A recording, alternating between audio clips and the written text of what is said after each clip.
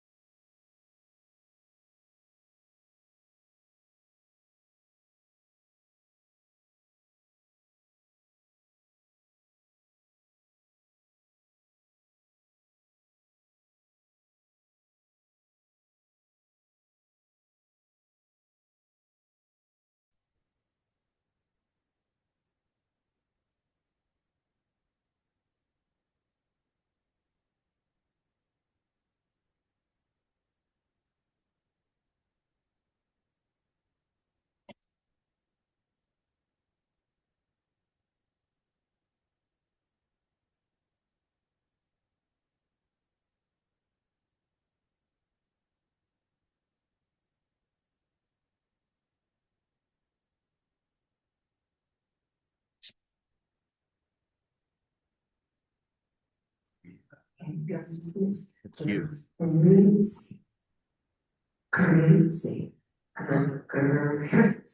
Wait. If you were in a large group and you're, let's say, if you were staying in a small restaurant, if you went to a small restaurant and there's a group of 20 people there, it would not be unusual. Even today, for somebody, especially in the Swiss German part, to come in and say, Grüezi miteinander, meaning hello to everybody who's there. I'm acknowledging you and I'm acknowledging I'm coming in. It really served two purposes. When I think of going to restaurants in the United States, I don't usually think of someone saying, hi, I'm here, welcome everybody to me. But that is a very common thing to see over there. Well, then my mind went down to Switzerland's neighbor, Austria. And in Austria, you don't do Grüezi miteinander, Grüezi, you do Grüß Gott. I've always liked Grüß Gott. It's very common there when you're hiking, not so much on the street, but it wouldn't be unusual going into a small store. And Grüß Gott means God's blessing to you. Isn't that a wonderful way to greet somebody? Grüß Gott, God's blessing to you. So as we begin to worship here at Reedwood, a place of love and grace and hope, Grüß Gott to all of us.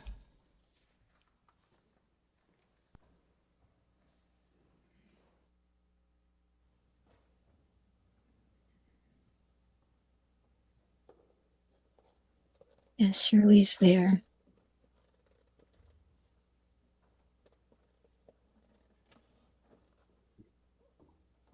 You all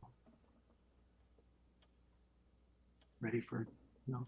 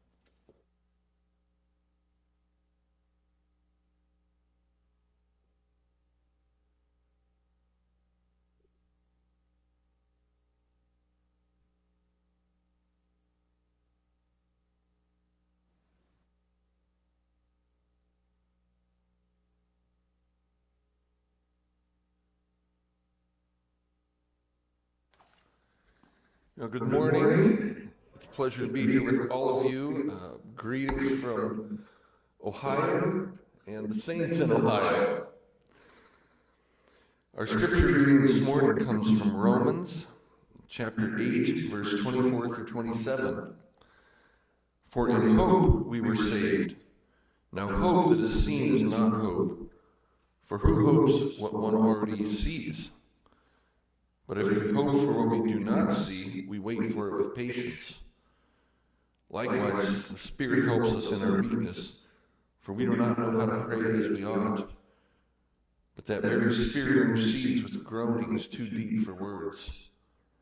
And God, who searches the hearts, knows what is the mind of the Spirit, because the Spirit intercedes for the saints according to the will of God. A reading from Jurgen Moltmann. But the ultimate reason for our hope is not to be found at all in what we want, wish for, and wait for. The ultimate reason is that we are wanted and wished for and waited for. What is it that awaits us? Does anything await us at all, or are we alone? Whatever we base our hope on, trust in the divine mystery, we feel deep down in our hearts, there is someone who is waiting for you, who is hoping for you, who believes in you. We are waited for as the prodigal son in the parable is waited for by his father. We are accepted and received as a mother takes her children into her arms and comforts them. God is our last hope because we are God's first love. Finally, a quote from Tertullian. Hope is patience with the lamp lit.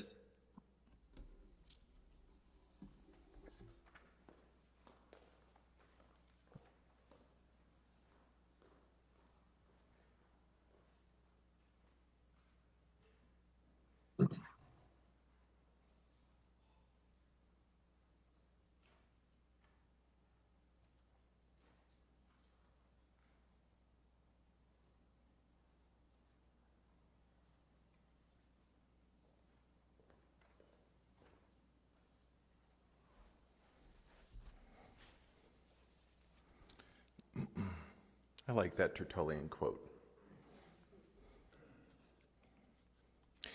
That's something you can kind of break out in a deep conversation with someone. You know, honey, Tertullian once said, hope is patience with the lamp lit. Thank you, Zach, for reading those scriptures. Zach and I go back a long time. We've been friends since the 5th grade. And I will always remember back in 1987, first day of class, 5th grade, Miss Keener's class, Gorell Elementary School. He was sitting in the front of the class. And I remember him popping his hand up and saying, I woke up at 5 o'clock this morning to get ready for school. And I thought, what person would do that? I don't think I've ever been awake at 5 in the morning. And that was the beginning of me getting to know Zach and our friendship. And we've had some good times here this weekend as well as throughout life. Zach lives in North Canton, Ohio. Well, let me first say, this may be a sermon written in the form of an address, even an ode. An ode. Have you ever written an ode? But my ode doesn't at all keep any of the grammar rules or the style. But it's an ode to the mystery of prayer and hope's relationship to prayer. What is hope's relationship to the act of prayer? I think whether a person is an atheist, a proclaimed atheist, religiously unaffiliated, unconvinced, or a fully convinced, dyed-in-the-gray Quaker. Whether you're spiritual, devout, or even post-religious, the only requirement you need is to be human for this one task: to have an ongoing, inward conversation with hope. Everyone has it. It's not a Quaker thing. It's not a Christian thing. It's a human thing to hope. Every person has the spiritual capacity. Every person has the spiritual capacity and desire to consider the meaning of our pasts, to ponder where we stand in the present moment, and to have hope for the outcome of our future. I've thought about that. I've used myself as kind of a case study this week of how often are my minds going to Mark's future? How often is my mind going to Brenna's future, Lachlan's future, my friend's Zach's future? To friends in this meeting, your future. My mind goes there. My mind goes there with hope. It visits that. Naturally, we hope for the best for ourselves. We all do that, naturally. We hope for the future of our loved ones, our friends, our children and grandchildren, and great-great-grandchildren. We hope for life to thrive in our country, our cities, our communities, our churches, and our meeting houses. We hope for life to thrive. It is through hope we reach out to others through the knowledge of our own experiences, to carry hope in our hearts when the hard times come in life. That's usually when we recognize, oh, I have hope. It's when the hard times come and arrive in our life. That's where it tends to surface and come onto our internal radar. Besides, when it comes to carrying hope in our hearts, we will always end up sharing with others what is in our hearts. That's ultimately what we are going to give the world, what's in our hearts.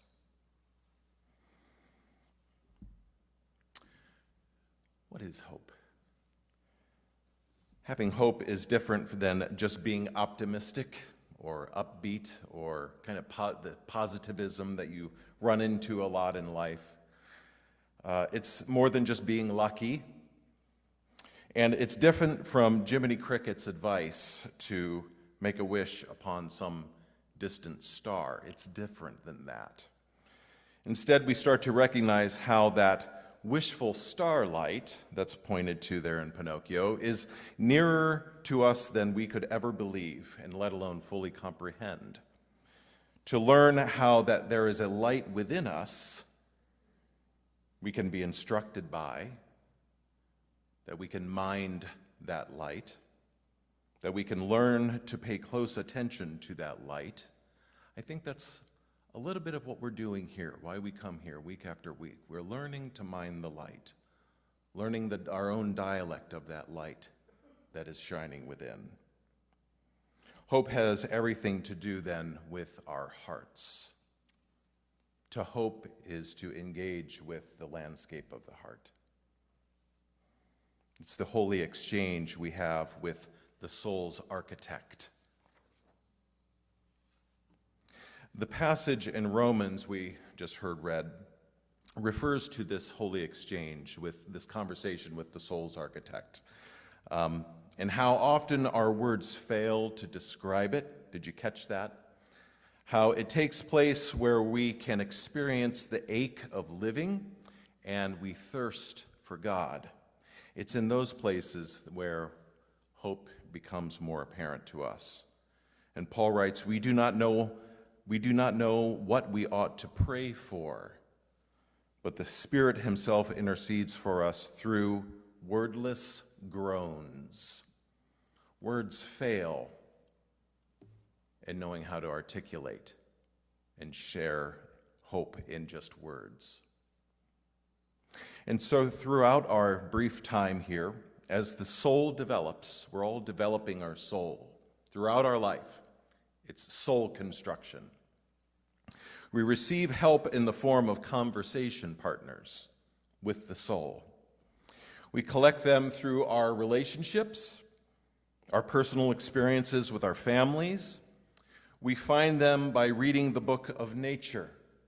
That's a conversation partner for the soul. To behold beauty, to be in the face of awe. We're gaining conversation partners for the soul. We discover them through love. And we even discover them within what breaks our hearts. These conversations of the soul thrust the question of meaning upon us, which slowly percolates to the surface of our consciousness. There, in that moment, is a conversation happening to the soul. We tend to say that, well, that's anxiety, or that's fear, or that's stress. That's one way of putting it, but it's also a conversation of the soul, of what's happening. Our soul's conversation partners are introduced to us often when we grow up, and they stay with us for much of our lives. Many of the soul's conversation partners we welcome as they speak to our inherent sense of self-worth, and they speak to our specialness in the eyes of God and in the eyes of others. These are welcomed conversation partners to the soul.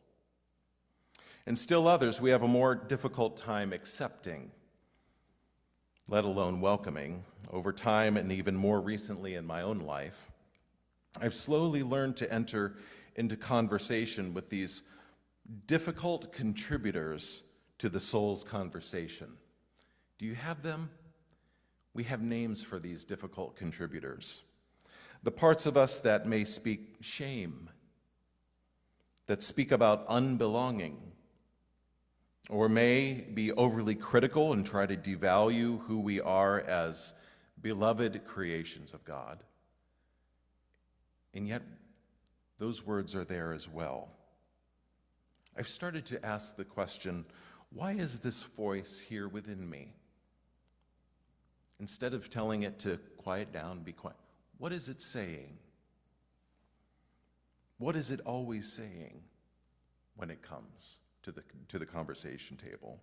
What needs to be heard, not necessarily accepted and taken in and believed, but what needs to be heard about it, about what it's saying, in order to be understood a little bit more? How can I compassionately, wisely, and thoughtfully respond to and not react to this voice that comes and speaks to my soul?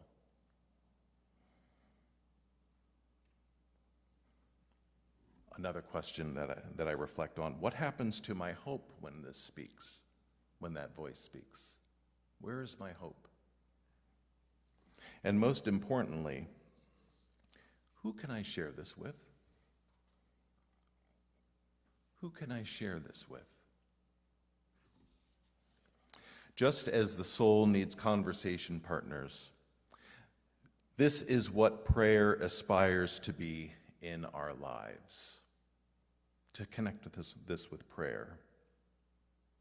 Prayer is a voice engaged and in process while living. Prayer itself is difficult to articulate, let alone describe. We all know what we're talking about in prayer, but when you try to really get down to describing it, defining it, and articulating what is prayer, it seems like our words start to fail to grasp the whole. Yes, it's that, but it's also something more. Yes, it's conversation with our Creator, but that's not all. It feels like something more to me. My intuition bears witness to this. A definition of what prayer is to me is this. I came up with this kind of self-proclaimed definition for me. To pray is to contemplate the soul itself in relation to others, within time, and within the mystery of the Spirit of Christ. True fashion, a long definition of what prayer is to me. To pray is to contemplate the soul itself in relation to others, within time, and within the mystery of the Spirit of Christ. That is to pray. And somewhere amid this work comes hope, rising like heat that appears from friction in the midst of prayer. Speaking of hope, in my readings this week, I came across mentioned a few times, that hope only comes to those, true hope only comes to those who are familiar with and have faced despair in their lives. That's an interesting statement. That we only and fully understand hope when we've conversed with despair. And until your soul has conversed with despair, you cannot know the depths of hope. Until you've encountered despair, you cannot know what Paul is writing about when he writes, "You are saved in hope." It will remain a riddle to you until that time you encounter despair and you choose and can overcome despair in light of hope.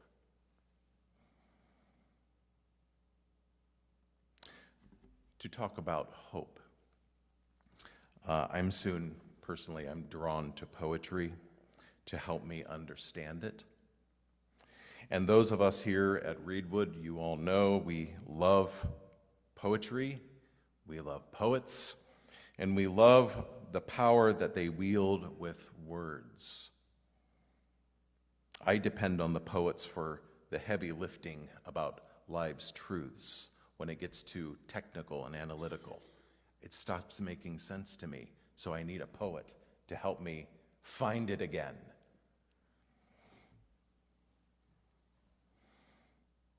American author, poet, essayist, and environmentalist Wendell Berry speaks a truthful word about the features of hope in this video that I wanted to conclude with.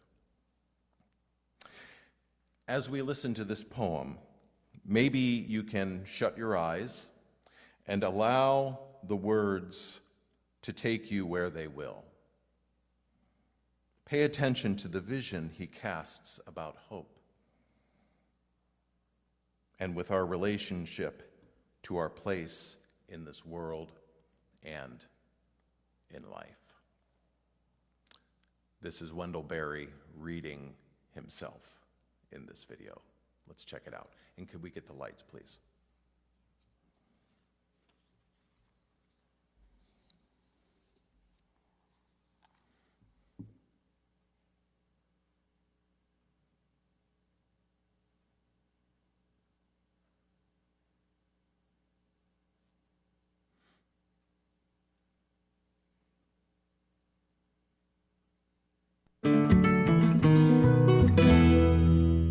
So as you talked about hope, and I thought of your poem, a poem on hope, if you will read this.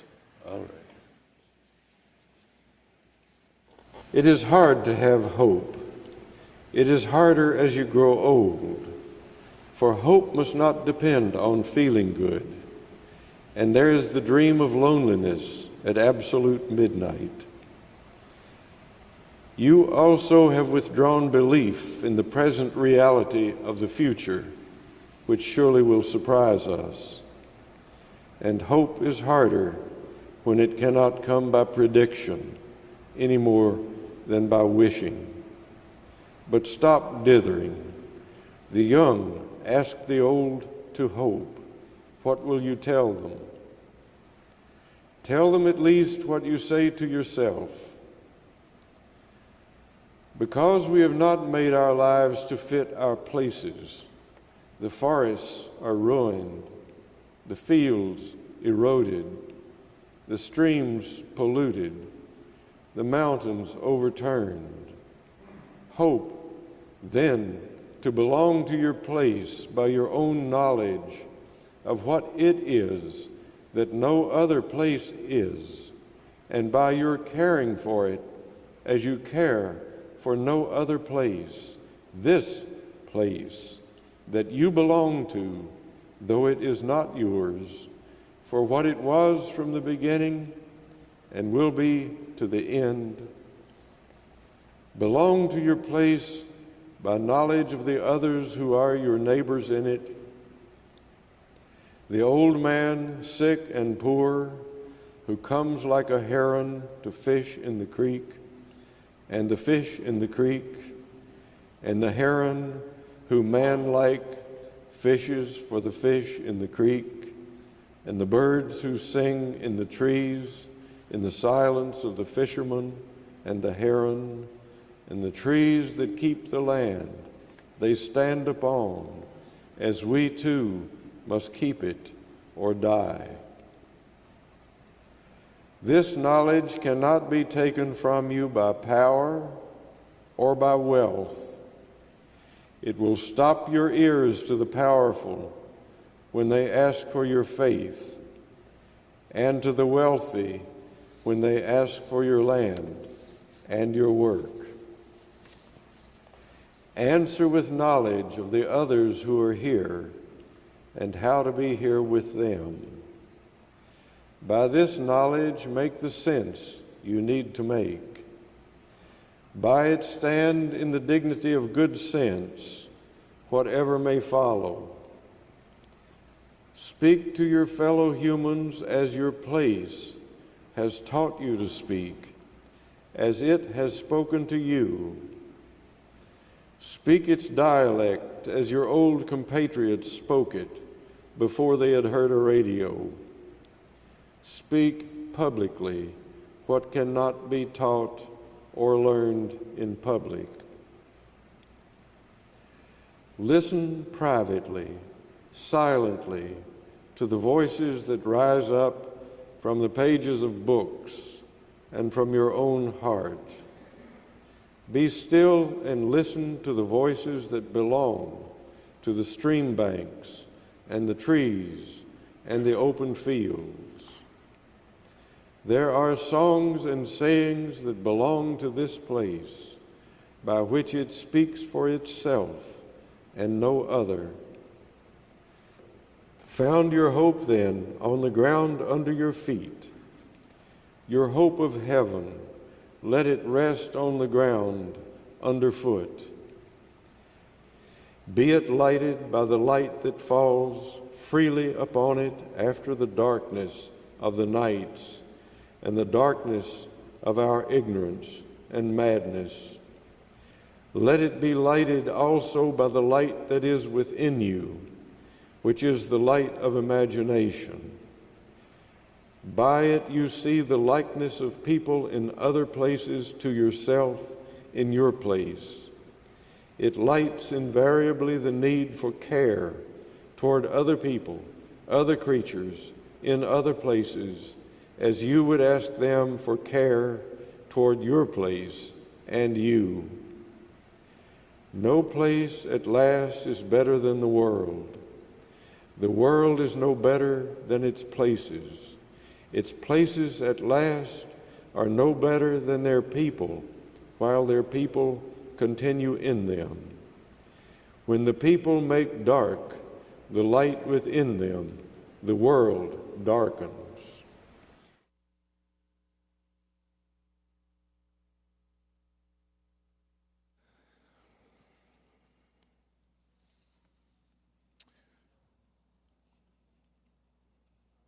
Profound vision, an Edenic vision, given by Wendell Berry, and boy, do I like to hear that little Kentucky accent that he has. I have 3 queries for our time of open worship.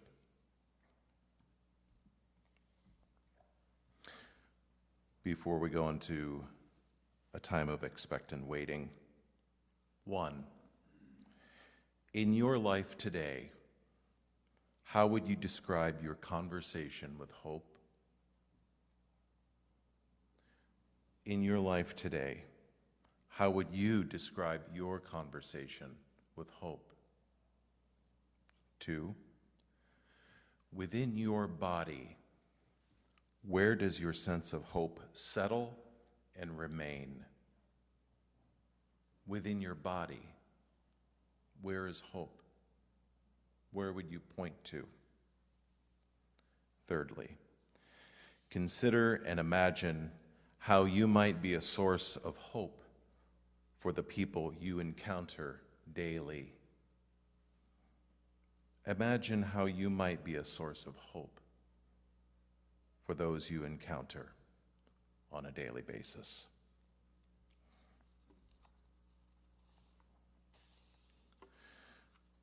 Friends online, if you feel so moved of spirit to share in vocal ministry, make sure you're unmuted. If you feel moved to share in vocal ministry, we have a microphone held by Peggy so we can all hear. Until then, let's center down. Let's attend to the Spirit of Christ within.